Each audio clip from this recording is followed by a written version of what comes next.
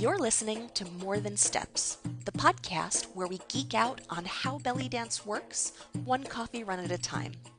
I'm your hostess, Nadira Jamal.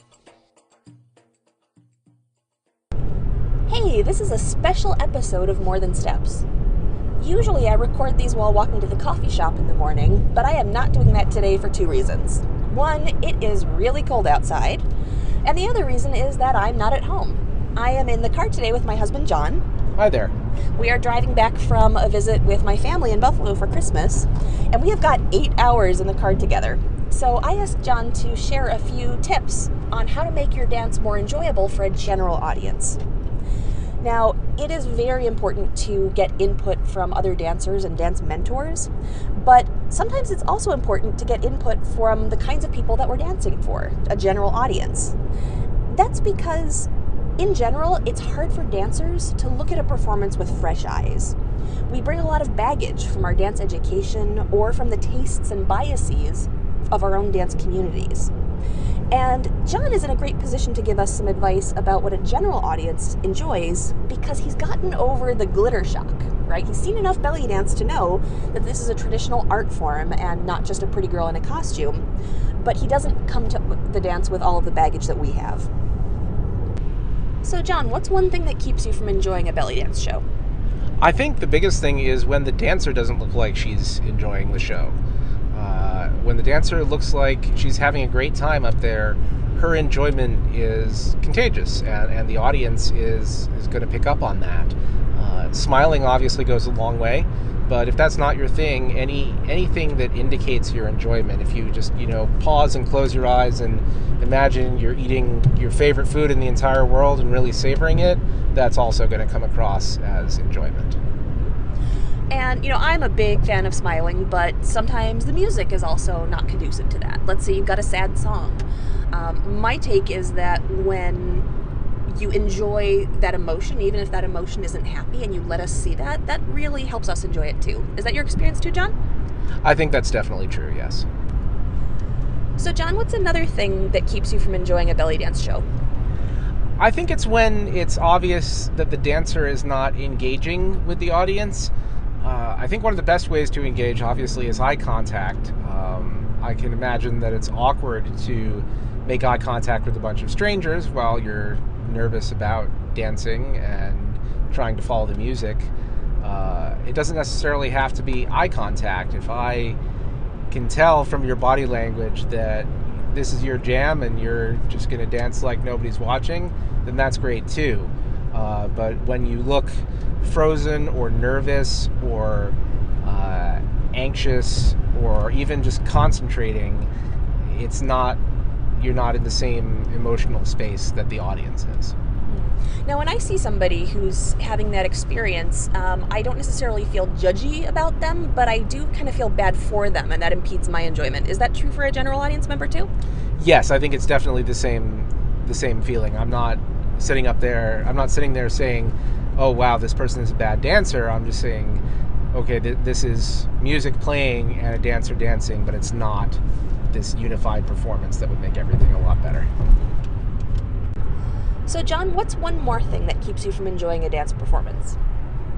I think it's typically in a restaurant environment where maybe I'm not sitting in the first row of tables, where I can't see what the dancer is doing with her legs or hips, or in fact her lower torso. If I'm not sitting in the front row, all I can see is shoulders, head, and maybe some upper torso. Having been to many performances, I know that during a drum solo, for example, the dancer is doing some very challenging movements with her hips, but I can't see that. All right, and as dancers, we have no control over the sight lines in our venues. So whether you're dancing at a restaurant, or let's say you're at a hafla where there are chairs on the dance floor, very often only the folks in the front couple of rows can actually see all of the things that you're doing, as John pointed out. So there are a few things that you can do to make sure that what is visible is still interesting. One great choice is arm movements, or shoulder and chest movements. Those can go a long way. When I'm sitting in the audience and I don't have good sight lines, I also really enjoy seeing a lot of body angle changes or level changes or spinning and turning. That can often add a lot of interest. But even just using your expression and little tosses of the head can also help the audience see a lot of the smaller accents that you might be doing in your hips, so at least they know that there's something happening at that moment in the music. I think that's true. I think even if I can't see your hips, if you're keeping me engaged in the performance through other movements, then that will help tie the whole show together. Awesome. Well, thank you so much, John. Thanks. You're welcome. All right. So just to summarize what we've talked about, the three big things that can keep an audience from enjoying your performance are you not showing them that you're having a good time, not engaging with them, or not paying attention to what they can see because of the sight lines in the room. So regardless of what else you're doing, try and pay attention to those three things just so that your performance can shine. So try including those elements next time you practice. And if you've been having trouble making time to practice, check out my online program, How to Build a Sustainable Practice Habit. We have a brand new home study version now available at bellydancegeek.com/store. And if you like what you've been hearing, please leave us a review on iTunes. It helps us out a lot, and it helps other people find the podcast. I'm also excited to share our first listener voicemail from Legine in Arizona. Hello, Nadira.